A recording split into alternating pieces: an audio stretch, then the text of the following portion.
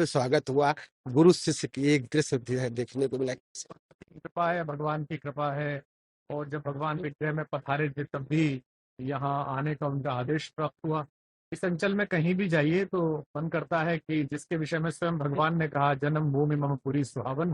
और इस समय तो जिस तरह का वैश्विक विस्तार होना चाहिए उसका यत्किंचित प्रयास समाज ने किया है, देश ने किया है, व्यवस्थाओं ने किया है। तो इसलिए और अधिक रुचिकर लगता है। जो पहले एक मन में ग्लानि होती थी, दुख होता था कि जहाँ त्रैलोक्य के अधिपति ने अपने स्वयं को शरीर के रूप में स्थापित किया, धारण किया, और जहां से विलोपित हुए अपनी ही सृष्टि में, वहाँ ठीक से व्यवस्था नहीं थी।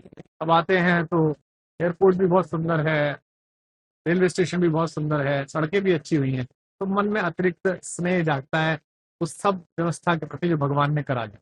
माघ मेले में लगातार श्रद्धालुओं की संख्या बढ़ रही। प्रयागराज दर्शन करने के बाद अयोध्या काफी संख्या में श्रद्धालु आ रहे हैं। सांस्कृतिक पुनर्जागरण का समय है और भगवान जिन पर रीझते हैं उन पर कृपा भी करते हैं। भगवान जिस पर रीझ जाते हैं उसको सत्ता दिला देते हैं, चाहे वे सुग्रीव हों, चाहे वे विभीषण हों, जो उन हृदय में धारण करते हैं, जो उनके काज के लिए अनवरत प्रयास करते हैं, भगवान उन पर रीझते हैं। माघ मेले के श्रद्धालुओं को बहुत बहुत शुभकामनाएं। प्रशासन से भी अनुरोध कि वे संतों की गरिमा का ध्यान रखते हुए और श्रद्धालुओं की व्यवस्था का ध्यान रखते हुए यह जो माघ मेले में माघ मकरगत जब रवि हुई, यह कहा गोस्वामी जी ने कि तीर्थ पति पे सभी लोग आते हैं। और यही महर्षि याज्ञवल्क्य ने महर्षि भरद्वाज को यह कथा सुनाई थी जिसके माध्यम से पूरे विश्व में फैली। मैं सबको शुभकामनाएं प्रदान करता हूँ। जिसको प्राण प्रतिष्ठान में निमंत्रण मिला था उन्होंने ठुकरा दिया था, वो भी रामलाल दर्शन करने धीरे धीरे पहुंच रहे हैं। उसको लेकर 23 तारीख को बड़ा विपक्ष का नेता भी पहुंच रहा है। इसको लेकर कहा था कि आप दल से विरोध कीजिए, राम से विरोध मत करिए, क्योंकि राम से द्रोह करके, द्वेष करके संसार में किसी की सरी नहीं, कोई ठीक से रहा नहीं।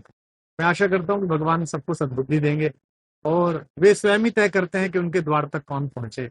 वे ही तय करते हैं कि किसको आशीर्वाद देना। उनको शुभकामना जो भगवान के चरणों में अब आ रहे हैं वो अब आए, बाद में आए, पहले आए, अंततः तो भगवान का अंश ही है, वही विलीन होना, वहीं से प्रकट हुए। मेरी पूरी शुभकामना विपक्ष के और पक्ष के उन सभी नेताओं को, सभी बंधुओं को जो भगवान के दर्शन के लिए आए।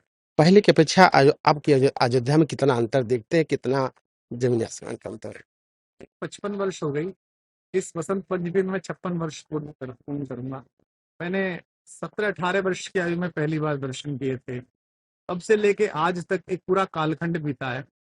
हम लोग सौभाग्यशाली हैं कि जो लोगों ने 500-600 वर्षों में नहीं देखा वो हमने इस कालखंड में देखा। हमने अयोध्या का संघर्ष देखा, रक्त रंजित इतिहास देखा, शासकों की हनक देखी, संतों का अपमान देखा, कार सेवकों के आंसू देखे, सरयू का लाल जल देखा, और उसके बाद भगवान की भव्य प्राण प्रतिष्ठा भी देखी। तो मैं आशा करता हूं कि जो दिन हमें भगवान ने यहाँ दिखाया था और स्वयं शंकर जी ने कामदेव को भस्म करते हुए रति से ये कहा था कि तुम्हारे पति द्वापर में कृष्ण के पुत्र के रूप में पैदा होंगे। तो राम कथा के आदि आचार्य शंकर जी से प्रार्थना ये है कि आपने अपने एक देवता के तो भव्य दर्शन करा दिए, दूसरे देवताओं की यथाशीघ्र भव्य दर्शन कराए। सर आखिरी सवाल, सर रक्षा मंत्री ने अपने पड़ोसी को बिना नाम लिए पागल कहा और कहा पागल सावधान रहना चाहिए, कब क्या कर दे। इसके लिए स्वदेशी हथियारों की उन्होंने ज्यादा तत्व किए। रक्षा मंत्री माननीय Rajnath Singh ji Atal Bihari Vajpayee school of politics जो है उसके कुलपति हैं। वे कम बोलते हैं, इशारों में बोलते हैं, लेकिन सार्थक बोलते हैं।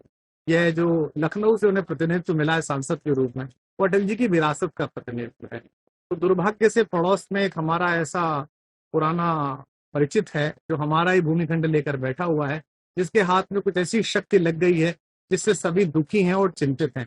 उसे सचेत रहना और सावधान रहना, यह भारत का संकल्प भी है और उत्तरदायित्व भी है। उसी के अनुकूल उन्होंने ये प्रश्न का उत्तर दिया है और भारत इस समय सक्षम है कि किसी भी मूर्ख की मूर्खता को समुचित रूप से दंडित कर सके। जय हिंद।